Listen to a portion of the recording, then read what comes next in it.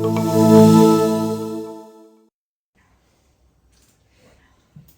des Thessaloniciens, chapitre 1, versets 1 à 12. Paul, Sylvain et Timothée à l'église des Thessaloniciens, qui en Dieu notre Père et en Jésus-Christ le Seigneur.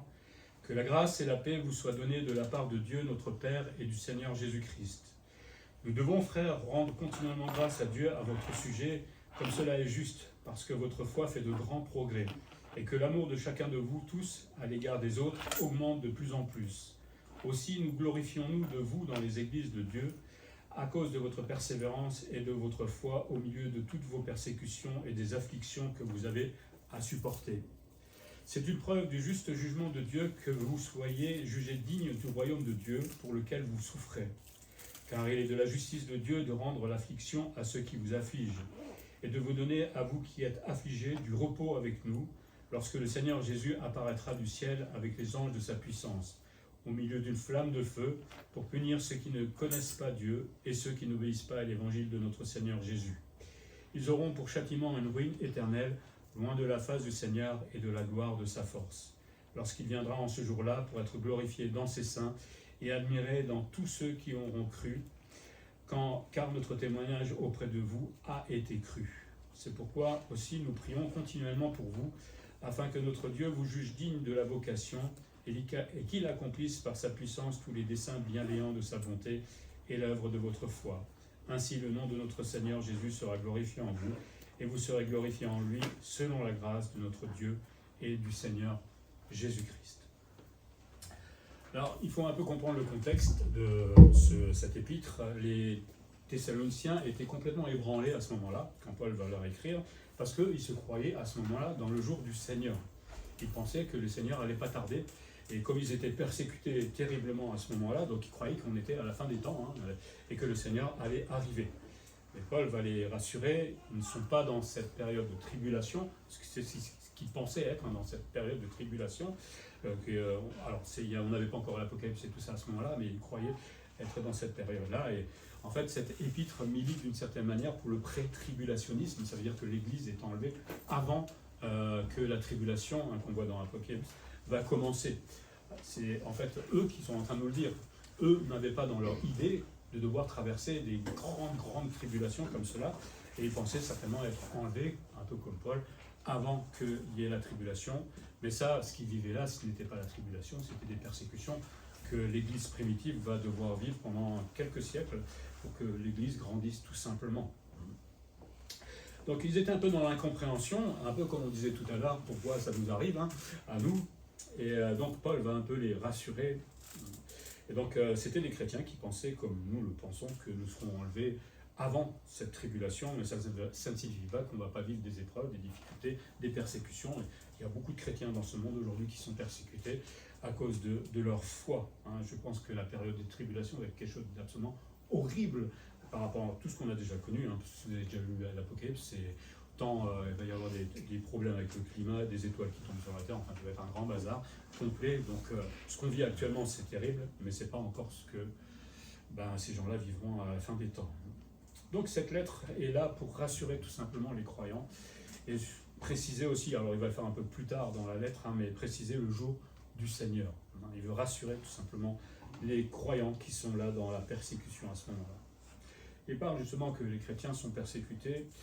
Paul va écrire sa lettre en présence de Sylvain et Timothée, qui lui étaient fidèles souvent, et il va adresser cette lettre à l'église de Thessalonique. Et va commencer sa lettre en disant « En Dieu notre Père ». C'est-à-dire que Paul veut distinguer l'assemblée à qui il s'adresse avec une assemblée, on va dire, de païens. Il s'adresse là à des croyants. Et puis il continue « Et du Seigneur Jésus-Christ ». Ça montre qu'il est en train de s'adresser à une assemblée de chrétiens fidèles. Et il dit « Grâce et paix ». C'était souvent des vœux de Paul pour une église et pour les chrétiens, grâce et paix. Cette grâce et cette paix, ça vient évidemment de Dieu seulement. Et en même temps, il est en train de nous faire un peu de théologie parce qu'il met à égalité le Père et Jésus-Christ le Seigneur. Il fait toujours un peu de théologie au départ. Et donc il rappelle qu'il y a cette Trinité qui est là et que Jésus est égal au Père et que Jésus peut aussi nous apporter cette grâce et cette paix. C'est lui qui l'a créé, la grâce. Mais aussi, il faut se dire qu'il commence par la grâce parce qu'elle précède toujours la paix. Parce qu'il faut d'abord connaître le salut pour connaître ensuite la paix. Hein, je ne peux pas être en paix sans connaître le salut. Or, on peut avoir une paix du monde, voilà, mais ça c'est la paix du monde. C'est quelque chose qui passe très vite, mais ce n'est pas la paix que nous pouvons connaître en tant que chrétiens aujourd'hui, hein, parce que nous avons été graciés, parce que nous avons été sauvés. Cette paix-là, moi je ne l'avais jamais connue avant. Et vous, j'imagine que non plus. Et puis Paul félicite les Thessaloniciens, vous voyez, il ne fait pas que reprendre tout le monde, hein, il les félicite parce qu'il voit que leur foi progressait. Curieusement, on est dans une période de tribulation. Faut-il faire un lien?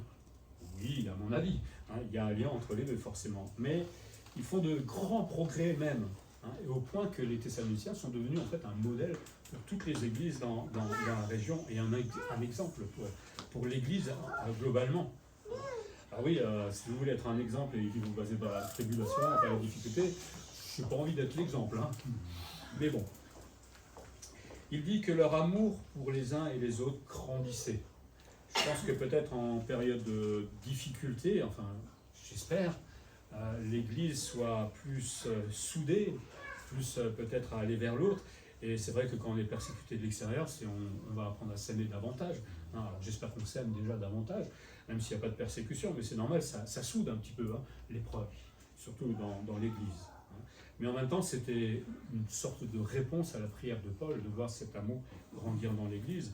Et je pense que le Seigneur qui intercède encore aujourd'hui veut que l'amour dans l'Église grandisse. Non pas des chrétiens qui se détestent, mais au contraire qui s'aiment, qui prennent soin les uns des autres, hein, qui prient les uns pour les autres. Alors évidemment, pourquoi je dois prier pour l'autre? Mais il faut aller lui demander tout simplement, comment tu vas, hein? Tu as passé des épreuves, ok? Ou alors si vous êtes dans l'épreuve, n'hésitez pas à me le dire, et moi je fais une chaîne de prière. Il ne faut pas hésiter à... Souvent on aime souffrir un peu dans son coin, hein, parce qu'on a, voilà, je ne sais pas, c'est de la pudeur, ou je ne sais pas comment on appellerait ça, mais quand on est vraiment dans l'épreuve, on est là. On est là les uns pour les autres, et pourquoi pas prier. Hein, et si tout le monde se met à prier, peut-être que l'épreuve ira plus vite, je ne sais pas. En tout cas, moi je me sentirai porté par les autres, et ça me donnera plus de zèle pour avancer. La foi nous met en contact avec le Dieu d'amour, hein, je crois, et je suis directement en contact avec Dieu. C'est génial, non? C'est extraordinaire. Et en plus, on l'a dit, un Dieu d'amour, hein, et qui va nous donner la force d'aimer aussi. Moi, je ne suis pas capable d'aimer. Hein. Enfin, j'aime ma femme, j'aime certaines choses, certaines personnes, ma sœur, etc. Je vous aime aussi, hein, ne vous inquiétez pas. Mais je sais que Dieu nous donne la force aussi d'aimer davantage encore. Parce que je dois aimer des gens à mon boulot. Des fois, hein, on ne les aime pas. Hein. Techniquement, on ne les aime pas. Mais cette semaine, je suis passé par un moment un peu comme ça, où j'ai dû aimer quelqu'un qui méritait vraiment, mais bon, bref, voilà. Hein. Je suis resté calme, voilà. Et je me suis dit, je suis chrétien, je vais quand même l'aimer et l'aider dans ce qu'il est en train de traverser. C'est Dieu qui nous donne cette force-là, hein, et qui nous permet d'aimer de cette manière-là. Ne nous disons jamais un jour, qu'est-ce que je sais aimer mon prochain, n'est-ce pas? C'est pas vous. Hein. Alors, il y a notre part, mais je pense que Dieu nous donne de la force. Et puis, Paul salue également leur persévérance, hein, et surtout au milieu des persécutions, des afflictions. Peut-être, naturellement, quand on est dans l'épreuve, on a plutôt envie de baisser les bras. Hein. Eux étaient en train de grandir, d'endurer, chaque jour, avec courage, ce qu'ils devaient supporter. Hein. Là, la persécution, c'est pas juste une maladie, c'est la mort, c'est la prison, c'est des choses qui sont terribles. Et pourtant, ils grandissaient, hein, parmi les persécutions et les afflictions, comme dit Paul. Alors évidemment, ce n'est pas grâce à eux, c'est parce que la grâce de Dieu est là et leur donne tout simplement de la force. Hein.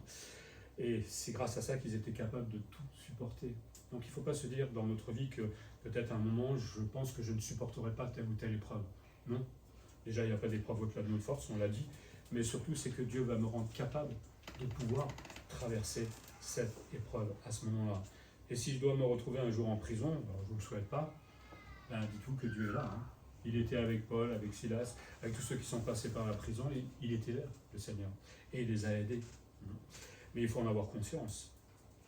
Et il démontre aussi, ainsi, qu'ils étaient aussi dignes du royaume de Dieu. Dieu dit que quand on est dans l'épreuve, dans la difficulté, on est aussi digne du royaume de Dieu. Il démontre qu'on est des vrais croyants, qu'on est capable de supporter toutes ces difficultés pour le nom de Jésus-Christ. On est des vrais croyants. non qu'ils méritent tout cela à cause de leur force, hein, c'est pas, on l'a dit, c'est pas à cause de leur force personnelle, mais c'est simplement parce qu'ils se confient dans le Seigneur chaque jour qui passe et à chaque épreuve qu'ils doivent endurer. Et c'est ce que veut le Seigneur tout simplement, c'est pas qu'on essaie de se battre avec nos propres forces, évidemment on doit agir, mais ce qu'il veut surtout c'est que on se lâche complètement en Dieu et qu'on lui fasse tout simplement confiance. C'est pas évident comme leçon à apprendre, hein. Mais bon, les Thessaloniciens l'ont vécu et sont devenus des modèles grâce à cela. Alors Dieu permet la persécution, on pourrait se dire des fois, Seigneur, hein, comme on disait, pourquoi tu permets ces épreuves des fois? Je n'ai pas de réponse. Hein. Si, il y en a une peut-être quand Jésus avait dit à l'église primitive d'aller par-delà le monde, hein, d'évangéliser, et l'église primitive au début, elle restait bien ensemble à Jérusalem. Qu'est-ce qu'on est bien entre chrétiens, bien au chaud, tranquille. Ouais, mais les autres qui sont perdus n'entendent rien pour l'instant. Et donc la persécution est venue pour que l'église explose, entre guillemets, et se répande en fait dans toute l'Europe d'aujourd'hui et au-delà ensuite. Autrement, on serait toujours à Jérusalem et personne n'aurait entendu le message de Jésus-Christ. Donc, des fois, il y a des raisons hein, pour que le Seigneur permette la persécution, mais c'est la seule raison que j'ai trouvée. Après, pour faire grandir notre foi aussi, hein, et peut-être pour faire prendre conscience à ce monde qu'ils sont fous, hein, tout simplement. Et Dieu permet que son peuple soit persécuté. Ça veut dire que Dieu ne nous aime pas. Hein. Pourquoi il permet que j'aille en prison, que je sois tué, que... C'est un Dieu d'amour, ça? Bah oui, ça reste toujours un Dieu d'amour. Il ne l'a pas épargné à son Fils. Hein. Et ce que nous vivons, nous, c'est tout petit par rapport à la souffrance que Christ a acceptée sur la croix. Hein. Mais Dieu permet. Il veut éprouver tout simplement la capacité de son peuple à voir grandir sa foi, à voir comment il a confiance tout simplement en lui. Hein. C'est bien de dire j'ai confiance en Dieu quand tout va bien. Oh, j'ai pleine confiance en Dieu. Là, le Seigneur, des fois, doit rigoler un petit peu. Bon, après, il l'accepte, hein. C'est vrai qu'on a confiance. Je ne dis pas le contraire. Mais ce qu'il va voir, c'est quand on a vraiment confiance, qu'on est dans l'épreuve. C'est là où on va voir si on a vraiment confiance dans le Seigneur. Et les chrétiens, dit Paul, auront malgré tout leur récompense plus tard. Alors, si on passe par ces épreuves difficiles, il faut, je pense, toujours aller regarder un peu plus en avant. Hein. Parce que oui, ça va être un temps d'épreuve, ça va être un temps de difficulté. Mais à un moment, il y aura le repos. Et c'est ce que dit Paul. Vous êtes dans la souffrance actuellement, mais pensez à ce repos éternel. Un peu quand... Moi, j'aime bien les fins de journée au travail. On est tout pressé de rentrer. Hein. Au début de la journée, on dit ça va être compliqué. Et à la fin de la journée, on va pouvoir aller faire une bonne petite sieste, se reposer. C'est ça, c'est exactement la même chose, la vie du croyant. Un jour, on va se reposer. Vous n'êtes pas content ? Ah, moi j'attends ce repos, hein. Enfin, une retraite éternelle où je vais pouvoir faire ma sieste quand je veux, comme je veux. Enfin, je ne sais pas si on fait encore la sieste là-haut, mais on va pouvoir se reposer et surtout, on sera dans la présence visible du Seigneur. Je pourrai le toucher. Ça va être vraiment quelque chose de formidable. Hein. Seulement en attendant, Paul dit, il faut supporter la douleur, hein, mais la supporter toujours portée par le Seigneur. Du coup, la douleur est moindre, hein, elle est tenable. Oui, Dieu permet l'existence aussi des persécuteurs. Il y en avait un terrible, hein, Paul. Ouais. Mais qui sait ce que Dieu peut faire avec ce genre de persécuteur. Oui, c'est ça, oui. Je suis en train d'inventer un mot dans ma tête, mais bon. Mais pour ceux qui ne vont pas faire comme Paul, à un moment, accepter la grâce, ils seront jugés un jour à cause de tous leurs actes, toute la violence qu'on peut voir des fois qu'on fait à l'encontre des chrétiens. Mais comment on peut imaginer cela dans notre tête, hein, tuer des enfants? C'est quand même abominable. Hein. Et ils seront punis pour leurs péchés infâmes. C'est vraiment le diable qui est dans leur cœur, c'est pas possible autrement. Hein. Le diable n'aime pas l'Église, il n'aime pas le chrétien, parce qu'il est contraire à tout ce que nous avons comme valeur. Hein. Mais Paul dit c'est le jugement d'un Dieu juste, hein, quand ces gens-là iront en enfer. C'est juste, parce que Dieu est juste. Hein. Il rendra l'affliction à ceux qui persécutent. Alors, on l'a dit, j'espère que ces persécuteurs vont se convertir, mais il n'y en a pas beaucoup souvent, hélas. Parce que si on a un Dieu qui ne punit pas le péché, pour moi il n'est pas Dieu du tout. Hein. Il n'a pas de justice. Et un Dieu sans justice n'a pas de sainteté, n'a pas d'amour derrière. Donc notre Dieu est juste et il punira. C'est pas faute d'avoir essayé de les approcher avec la grâce. Hein. Je crois que Dieu donne une chance à tout le monde. Hein. Et je suis sûr qu'il s'approche de tous ceux qui font du mal aux chrétiens aujourd'hui, d'une manière ou d'une autre, déjà par les chrétiens qui témoignent, hein, et certainement oralement, même de leur foi, mais d'autres manières. Hein. Je pense que quand la sentence tombera, Dieu aura tout fait pour que ces gens ne changent d'attitude, mais quand on veut pas, on veut pas. Donc Dieu ne force pas à l'aimer, hein. On ne peut pas le faire. Donc Dieu est aussi un Dieu d'amour, même quand il punit. Hein. Ça rappelle que sa sainteté est liée à la justice et à son amour. Et il ne peut pas dire je ne punis pas quand quelqu'un se rebelle contre lui. C'est impossible. C'est comme si des parents disaient je ne punis plus mes enfants parce que je les aime quand ils font des bêtises. C'est complètement idiot. Donc la persécution des chrétiens est normale. Je suis désolé de dire ça. Elle est normale. Hein. C'est ce que nous dit un peu Paul. Tout simplement parce que le diable est l'Église depuis le début et fait tout pour lui nuire. Hein. Et ça continuera comme ça jusqu'à la fin des temps.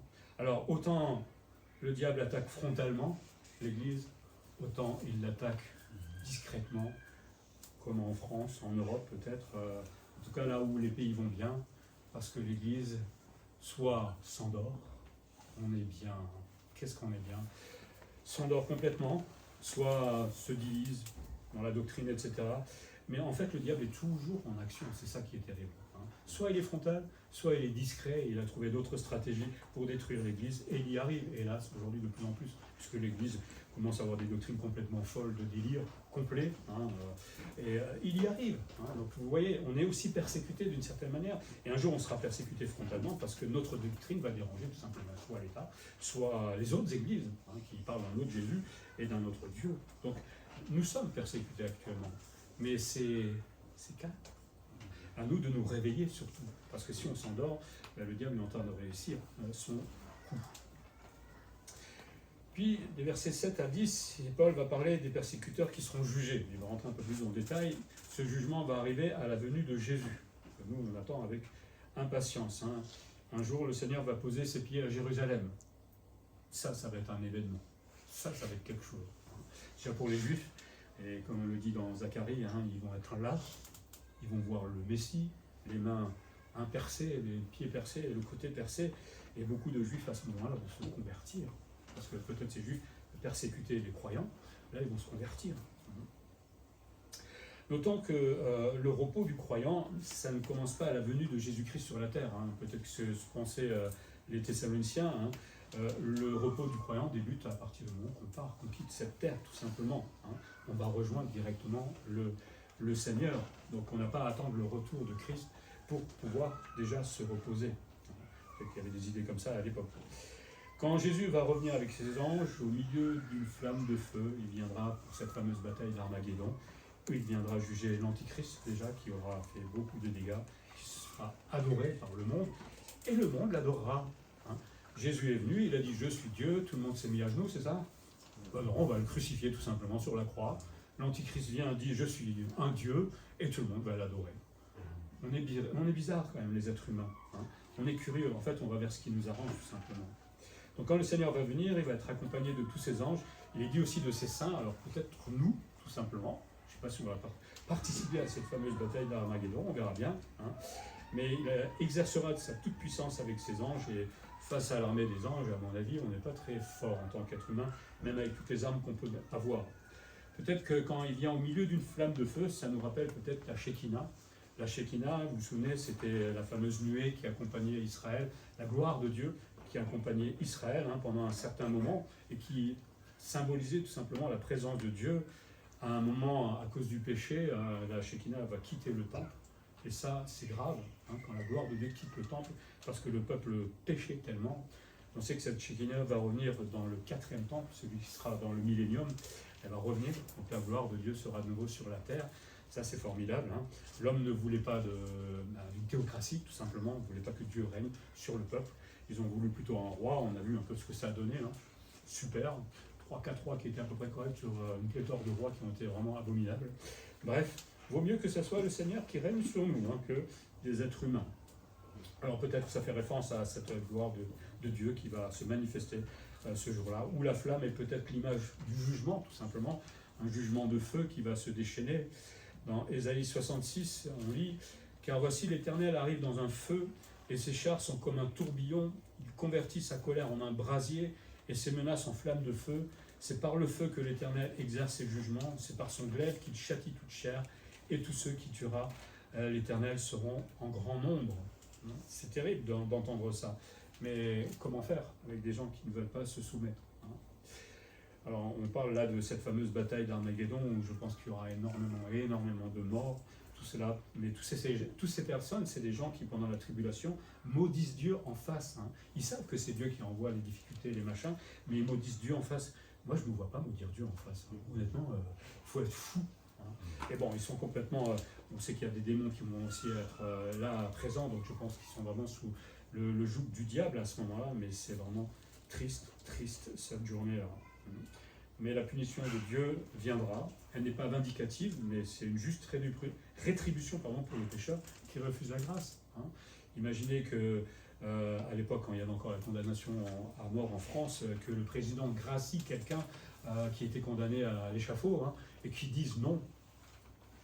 C'est de la folie, non? On vous propose d'être gracié et vous dites non, je veux quand même me faire couper la tête. Il faut être fou. C'est exactement ça, de refuser la grâce. En pire, j'ai envie de dire, hein. Il faut être complètement fou de refuser l'amour de Dieu et le pardon qu'il veut nous accorder. Donc forcément, c'est une juste rétribution. Mais en même temps, Dieu ne se venge pas quand il va faire tout cela. Il exerce simplement sa juste et sainte justice envers le coupable, hein. Ce n'est pas une vengeance, hein.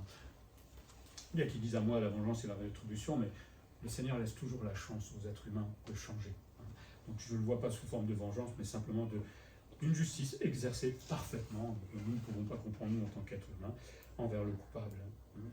Et surtout, il dit dans Ézéchiel 18, 32, « Car je ne désire pas la mort de celui qui meurt, dit le Seigneur l'Éternel. » Il ne désire pas la mort de tous ces gens-là. Il dit « Convertissez-vous donc et vivez. » Hein. Je sens un appel vibrant de l'amour de Dieu vis-à-vis de tous ces gens-là qui le refusent. Mais convertissez-vous, s'il vous plaît, parce que sinon vous allez devoir subir mon châtiment. Donc Dieu les aime, hein, il aime ses ennemis malgré tout. Mais bon, après, quand on ne veut pas, on ne veut pas, hein. Qu'est-ce qu'on peut faire de plus?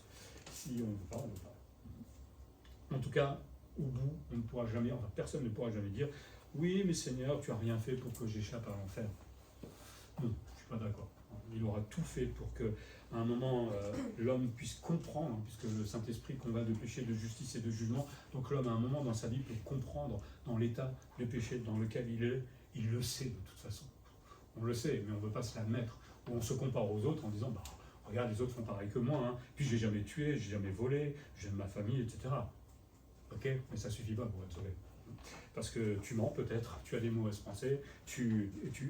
Hein. Donc le Seigneur a tout fait pour que ces gens échappent à l'enfer. Il a même envoyé son Fils, qui voulait faire de plus à un moment. Si l'homme n'en veut pas, bah, tant pis pour lui. C'est bien fait pour lui, voilà. C'est bien triste. Verset 8, il va parler de la punition, des critères, hein. Il va parler de ceux qui vont être punis.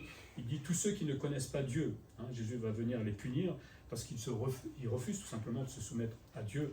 Alors là, on est dans la période de l'Armageddon, hein, donc forcément ça concernera tous les gens qui ont été pendant la tribulation, qui vont refuser Dieu, refuser sa grâce, qui vont pourchasser les croyants qui auront à ce moment-là. Hein, je ne parle pas de chrétiens parce que l'Église a été rendue avant, mais de croyants qui sont sauvés par la foi de la même manière. Tous ceux-là vont être punis. Ils ont refusé de connaître le Dieu véritable. Paul disait déjà dans Romains que, juste en regardant la nature, dont on parlait tout à l'heure, on peut quand même se poser la question, mais qu'est-ce que je fais sur la Terre? Vous avez tous posé la question à un moment, non? Quand on est en âge de raison. Mais qu'est-ce que je fais là? Je regarde les étoiles, du coup. C'est immense, c'est fou. Hein. Et en ce moment, la science est en train de se rendre compte qu'ils connaissent que ça, en fait, de tout ce qu'il y a dans l'univers. Hein. Et donc, comment ne pas se poser la question de... Il y a un Dieu, et il y a beaucoup de gens qui disent il y a un Dieu, oui, mais lequel? Bah, cherchez, tout simplement, cherchez. Alors, on s'invente son propre Dieu, hein, en philosophie, en science, ou je ne sais pas quoi, mais cherchez. Dieu s'est révélé aussi au travers de la Bible. Pourquoi ne pas la lire à un moment? Alors, il y en a qui la lisent et qui refusent, tout simplement. Ça, là, on ne peut plus rien faire. Hein. Si on est convaincu par le Saint-Esprit, si on est convaincu par la Bible et par la nature, et qu'on refuse, moi, je ne sais plus quoi faire. Après, on peut peut-être refuser une fois et l'accepter un peu plus tard, et je le souhaite pour eux. Mais ils ont refusé dans leur conscience, hein, qu'ils sont pécheurs, qu'il y a une justice de Dieu, qu'ils doivent se soumettre à Dieu, et qu'à un moment, ils seront jugés. Non, je n'en veux pas. Non, c'est moi qui décide, je suis mon propre Dieu. Et il y en a beaucoup qui sont comme ça, hein. Ils pensent être libres de tout. Bon, croyez-le, mais ça, c'est complètement faux. Hein. Et Dieu va manifester clairement tout ce jugement durant la tribulation. Hein. Vous avez déjà lu l'Apocalypse, hein, c'est des maux, des maladies, des étoiles qui tombent sur la terre, des cataclysmes, il n'y aura plus rien à manger, des famines, pour faire comprendre que je suis pécheur. Dieu doit aller loin pour essayer de convaincre ces gens-là. Et malgré tout, ils n'en voudront pas. Bah, peut-être ça pousse à la haine. Je comprends, entre guillemets, que peut-être face à un Dieu comme ça, qui essaie de secouer leur conscience, on puisse à un moment le haïr. Mais ce que Dieu veut, c'est qu'on fléchisse le genou. Hein, parce qu'il est notre Dieu. Et ne pas vouloir fléchir le genou, ça veut dire qu'on ne le reconnaît pas comme Dieu. Donc, là, tout est perdu pour moi. Puis le deuxième critère, c'est ceux qui refusent d'obéir à l'évangile. C'est-à-dire tous ceux qui ont entendu la bonne nouvelle. Hein, beaucoup de gens entendent la bonne nouvelle, sont même peut-être dans des églises aujourd'hui, hein, et ils ne l'ont pas rejetée, ils ont entendu cette bonne nouvelle, mais il ne s'agit pas simplement de dire « je crois en Dieu ». Vendée, il y a beaucoup de gens qui croient en Dieu. Mais est-ce qu'ils obéissent à Dieu? C'est ça qu'il faudra leur poser la deuxième question. On peut leur demander « est-ce que tu crois en Dieu ?» Ils vont dire « oui ». Mais est-ce que tu obéis à Dieu? Parce que la foi est obéissante. Hein, la Bible nous dit ça plusieurs fois. Et obéir à Dieu, c'est déjà 1. Reconnaître que je suis pécheur. 2. Reconnaître que j'ai besoin d'être sauvé. Et 3. Que j'ai besoin d'un sauveur. C'est là où ma foi devient obéissante à Dieu. Et tant que je n'aurais pas fait ça, évidemment, je peux croire en Dieu comme je veux, je ne suis pas sauvé, hélas. Versets 9 à 10, il va parler du châtiment de Dieu à l'encontre de ces non-croyants. Évidemment, on sait que c'est une ruine éternelle. Hein. C'est un châtiment qui n'aura jamais de fin. Jamais, jamais, jamais, jamais. C'est terrible quand on y réfléchit. Il n'y aura pas d'arrêt de souffrances qu'ils vont subir pour l'éternité. La Bible nous parle de cet étang de feu, où tous les incroyants vont être jetés dedans. Alors là, sera Satan, la bête, le faux prophète. Bref, ils ont voulu le suivre, hein, ils vont passer l'éternité avec eux, tout simplement. Mais la ruine dont il parle tout à l'heure dans Thessaloniciens, ce n'est pas l'anéantissement. Hein. Il y en a qui pensent qu'une fois que, c'est les témoins de Jéhovah, il me semble, que tous ceux qui sont perdus pensent que ceux qui sont perdus vont être anéantis, donc il n'y aura plus rien après. J'avais une fois discuté comme ça avec un témoin de Jéhovah, et je lui dis, mais si je suis pécheur, si je ne me repens pas, et qu'après je suis anéanti, ben je vais en profiter pour faire ce que j'ai envie de ma vie. Je vais aller voler, je vais aller tuer, puisque de toute façon, il n'y a pas de jugement en vous. Alors je peux me permettre de faire n'importe quoi. Il m'a regardé comme ça. Ben, je dis, voilà, soyons clairs et logiques dans ce que tu es en train de me dire. Je n'ai pas envie d'être sauvé, je vais faire ce que je veux. De toute façon, après, je disparais. Donc autant me le permettre. Non, il y a un jugement après, et il est terrible. Donc la ruine n'est pas un anéantissement. On voit bien dans la Bible que ceux qui sont dans l'étang de feu vont avoir une pleine conscience de leur souffrance, hein, une pleine conscience de ce qu'ils vont vivre. Cette ruine, à la fin de la tribulation, parce que là on reste dans le contexte, ça préfigure cette ruine finale au grand trône blanc, hein, où tout le monde va être jugé, et ceux qui ne sont pas sauvés, jetés dans l'étang de feu. Ce qui est plus terrible pour moi, c'est qu'ils seront loin de Dieu. Ils vivront toujours éloignés de sa présence, de son amour, de tout ce qu'il voulait leur donner. Hein. Bon, ils n'en voulaient pas de leur vivant, parce qu'ils ont bien compris ce qu'ils ont refusé là. Moi, ils vont le comprendre pendant toute l'éternité, hein, parce que peut-être ils vont se dire, mais c'est vrai qu'on m'a parlé de Dieu, on m'a parlé de Jésus, de son amour. C'est vrai que je suis peut-être allé un peu trop loin, hein, à vouloir le refuser, etc. Et on va passer, moi je crois que le pire, c'est le regret, en enfer, le regret. Hein, je ne sais pas si nous verrons nous dans la gloire, il n'y a rien qui est dit vraiment clairement là-dessus, bien que dans une histoire avec Abraham, il semblerait que celui qui souffre voit la félicité d'Abraham, mais s'il voit justement notre félicité, ben, le regret sera d'autant pire. C'est bien triste, être loin de l'amour de Dieu, de sa gloire et de sa force. Un triste sort pour celui qui refuse la grâce. Peut-être à nous, pas d'insister, mais d'être peut-être plus convaincants quand on leur parle de la grâce, hein, de bien leur faire comprendre, alors avec beaucoup de sagesse évidemment, que ce qu'ils risquent. Je sais que j'avais une fois le témoignage de quelqu'un il avait témoigné à quelqu'un, et il lui dit, mais tu sais ce que tu risques, c'est l'enfer. Dans la nuit, il s'est converti, le gars. Il a compris ce qu'il risquait. Hein. Donc des fois, il ne s'agit pas de diluer le message de l'évangile. Hein. Au contraire, quand je présente l'évangile, je présente aussi la joie d'être sauvé, mais le risque que tu cours si tu n'es pas sauvé. Hein. Parce que sinon, je ne vais pas présenter l'évangile. Le Seigneur a parlé plus de l'enfer que du paradis. Hein. Parce qu'il sait ce qu'on risque finalement. Et là, on va voir un contraste à la fin entre l'attitude des croyants et des non-croyants.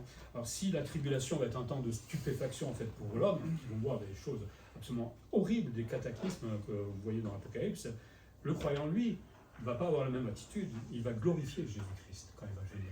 Il ne va pas le maudire, il va le glorifier. C'est le moment qu'on attend tous, que le Seigneur revienne. J'espère en tout cas. Et je pense que ce sera le plus beau jour de notre vie quand le Seigneur va venir sur la terre. Tous ceux qui auront cru vont admirer l'agneau. Celui qui a souffert sur la croix, qui a été mis comme ça pour rien, en fait, le roi des rois qui a été humilié, là, va venir en pleine gloire cette fois. Et là, nous, on sera heureux. Il sera honoré par tous ceux qui l'a fait pour nous, en fait. Il a fait le salut, il nous sanctifie tous les jours, et un jour, il nous glorifiera, et nous voulons l'honorer pour tout ce qu'il a fait pour nous. Et Paul dit, ces croyants de Thessalonique, sont aussi de ce nombre, donc réjouissez-vous, prenez votre mal en patience. Il dit, ils ont cru au témoignage de Paul, un jour vous verrez toutes ces choses-là. Donc si la persécution existe, elle prendra fin un jour. C'est une question de patience, et on sait aussi que tous les persécuteurs seront jugés. Alors moi, même si on me persécutait, je ne désirerais pas que la personne soit jugée. Je préférerais franchement qu'elle soit sauvée, évidemment au bout. Mais bon, ce n'est pas à moi de décider cela, c'est à Dieu la vengeance et la rétribution, dit le Seigneur. Mais les persécutions sont là aussi pour glorifier Dieu. Alors, Paul va prier, et d'autres pour les Thessaloniciens, pour cette période, une prière, dit Paul, continuelle. À nous aussi de prier continuellement pour ceux qui souffrent. Paul savait que la prière était une véritable arme, en fait. Est-ce que nous l'utilisons, nous pas que pour nous, pour mes petits besoins, mes petits bobos, etc., mais pour ceux qui sont loin là-bas et qui souffrent, pour l'Église persécutée, pour notre État, parce que le Seigneur nous demande de prier pour nos autorités. Est-ce qu'on le fait une fois peut-être par an? C'est pas suffisant, il faudrait le faire régulièrement. Moi, je l'ai dans ma liste de prières. Je veux absolument prier pour mes autorités, pour qu'elles me laissent la liberté que j'ai actuellement de pouvoir apporter l'évangile, m'occuper d'une église, etc. Mais s'il n'y en a qu'un seul qui prie ou deux, c'est dommage. Il faut que toute l'église prie pour cela. Et je pense qu'à l'époque, tout le monde priait pour ces Thessaloniciens. Et tout le monde priait les uns pour les autres, puisque dans la persécution, forcément, on va prier les uns pour les autres. Et souvenons-nous que c'est une véritable arme. Je pense qu'on minimise bien souvent la prière. Peut-être parce qu'on ne voit rien se faire. C'est vrai que moi, je prie pour la Corée du Nord depuis... Je suis croyant, je crois. Ça fait plus de 26 ans, 27 ans. Il n'y a rien qui a bougé. On me dira, pourquoi tu pries encore? Parce que il faut du temps, des fois, tout simplement. Et peut-être qu'un jour, comme l'Allemagne à un moment est sortie de son mur, là, peut-être qu'un jour, il va disparaître, ce monsieur, et peut-être que quelqu'un va venir mettre la paix dans ce pays et autoriser les chrétiens à vivre leur foi. Mais il faut persévérer dans la prière. Persévérer. Hébreux 13, 3 nous rappelle de prier pour les prisonniers.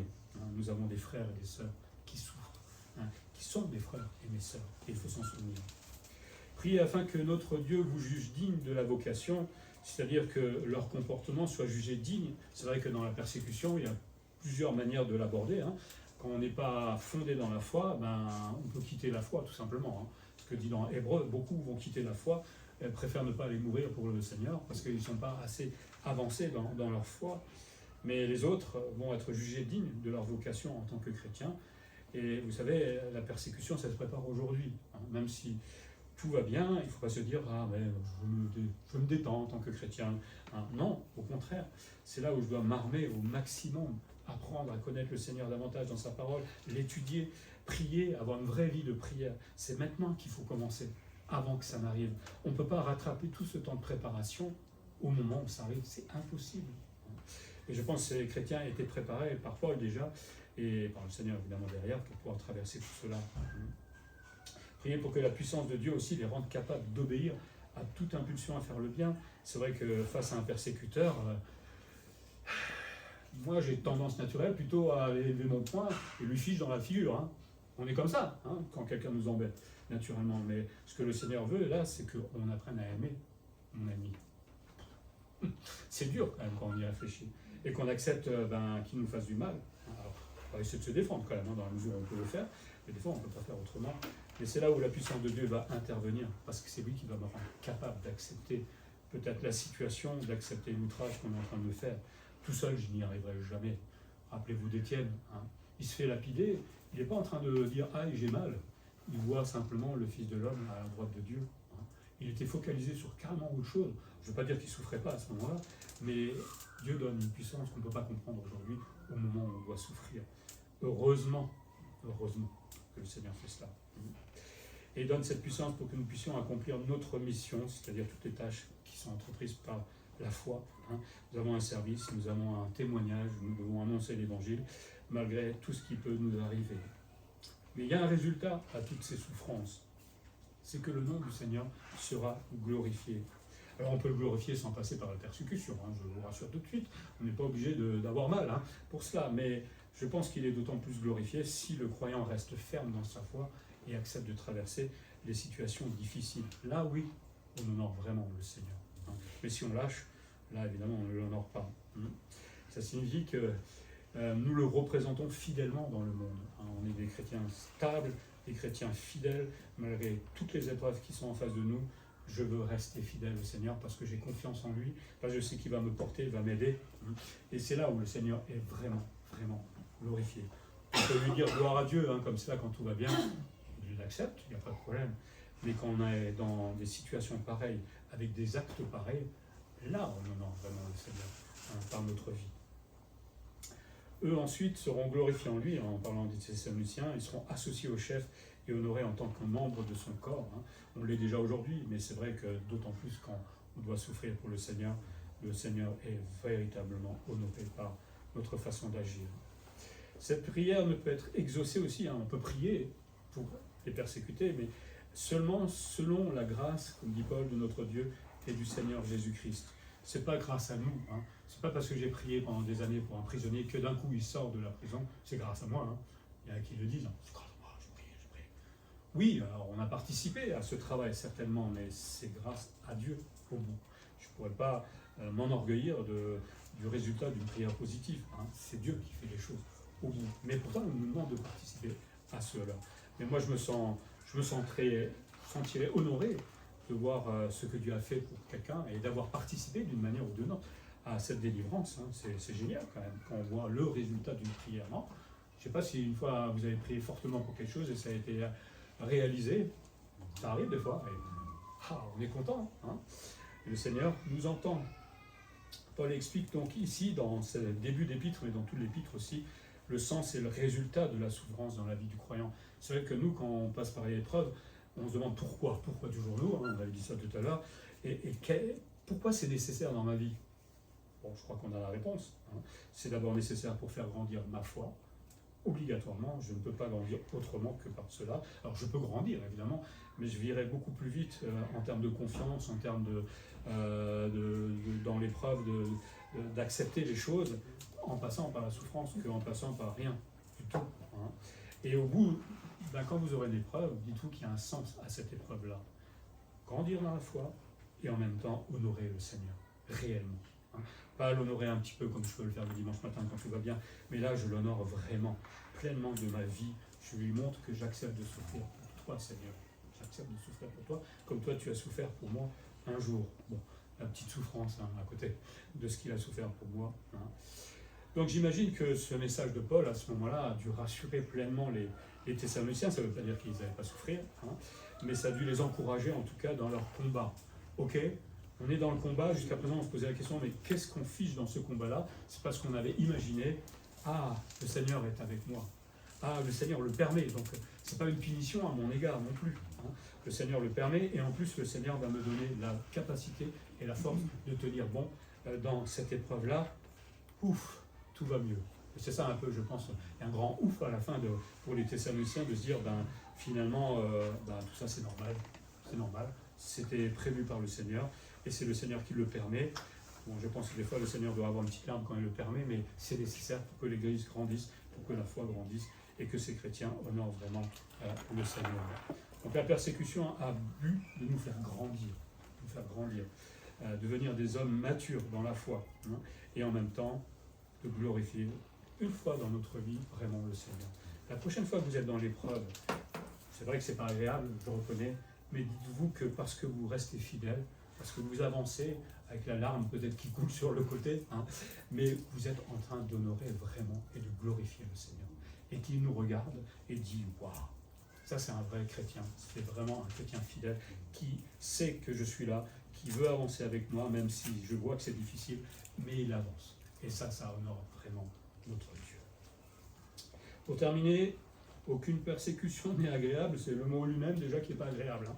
Persécution, aucune n'est souhaitée. Si je peux passer ma vie sans persécution, je prends. Hein. Je suis pas pressé de vivre cela. Hein. Seulement, elle existe. Et si elle existe, elle doit être tout simplement gérée. Ce n'est pas une fatalité qui nous tombe dessus, on le sait maintenant, grâce aux Thessaloniciens, mais d'autres passages, Dieu le permet. Et si ça doit arriver en France à un moment, Dieu le permet. Il nous a laissé le temps de nous préparer. Souvenons-nous de ça. Aujourd'hui, nous nous préparons pour ce qui va se passer dans l'avenir. Hein, ou pas, je ne sais pas.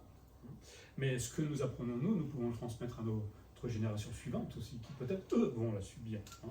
Mais s'ils voient chez nous un modèle de chrétien pantouflard et qui, bon, l'église, nous, de temps en temps, mais bon, pas tout ça, ils vont suivre ce modèle-là. Et eux vont se retrouver dans la persécution. Donc, quelque part, je pense qu'on a aussi une responsabilité en tant que modèle pour cette génération-là. Le maître a été persécuté. Jésus a été persécuté, plus que nous ne le serons jamais. Hein. Et les disciples, la Bible nous dit qu'on n'est pas plus que le maître et on sera également persécuté à cause du message d'amour qu'on va apporter dans ce monde de malade et de haine. Hein. Alors, il y a de l'amour dans ce monde, je ne dis pas, mais pas l'amour de Dieu en tout cas. Hein. C'est un amour souvent égoïste, hélas. Mais nous, on apporte le véritable message d'amour et ça, on n'en veut pas. Parce que forcément, aimer vraiment, ça nous demande de nous remettre complètement en question, hein, et ça nous demande surtout de nous convertir.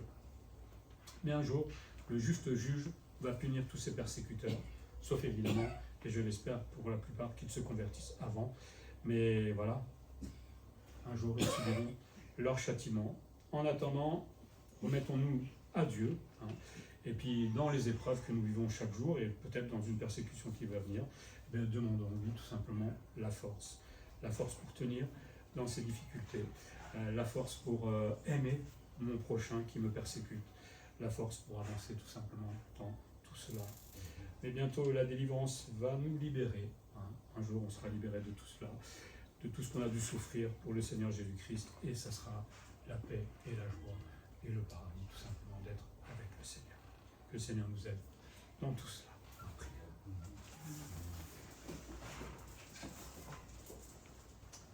Seigneur, merci pour cette épître aux Thessaloniciens qui nous rassure nous-mêmes aussi, parce que parfois on pourrait croire que c'est de notre faute que vient l'épreuve ou la difficulté ou la persécution. Mais au fond, tu rappelles que tu permets certains événements dans la vie, alors hormis les persécutions, hein, nos épreuves à nous, personnelles, tu les permets parce que tu les fais avec beaucoup de sagesse, avec beaucoup d'amour et jamais au-delà de nos forces, Seigneur. Donc nous sommes capables en fait de tenir tout ce que tu permets. Parce qu'au bout, tu veux que tes enfants grandissent, tout simplement dans la foi. C'est chouette de grandir quand tout va bien, Seigneur, mais avouons-le vraiment, c'est vrai que nous n'avancerons pas beaucoup avec toi. Mais quand l'épreuve est là, quand la persécution est là, on est obligé de s'accrocher à toi, on est obligé de te faire confiance, Seigneur, et c'est vrai que l'élastique se tend de plus en plus et nous commençons à davantage croire en toi et surtout avoir besoin de toi au quotidien. Alors, Seigneur, évidemment, je n'ai pas envie de voir une persécution en France, même si elle est persécutée d'une autre manière. Cette Église qui s'endort de plus en plus, Seigneur, qui dérive complètement en termes de doctrine, mais Seigneur, peut-être qu'un jour elle viendra, cette persécution. Alors apprends-nous aujourd'hui à nous préparer, Seigneur, à ne pas nous dire que ça n'arrivera jamais, Seigneur, que nous sommes assez forts pour vivre cela. Non, je crois que personne n'est assez fort pour vivre cela. Apprends-nous à compter aujourd'hui sur toi, à développer notre foi au travers de la lecture, de l'étude de la Bible, Seigneur, avec une vraie vie de prière, de vie d'église, Seigneur, qui est authentique, Seigneur, pour que, comme j'ai dit tout à l'heure, la génération suivante puisse aussi être prête au cas où tout cela arrive. Nous voulons prier aussi pour tous ceux qui persécutent, Seigneur. Ce sont des êtres humains qui sont égarés, bien souvent par le diable ou par leur folie.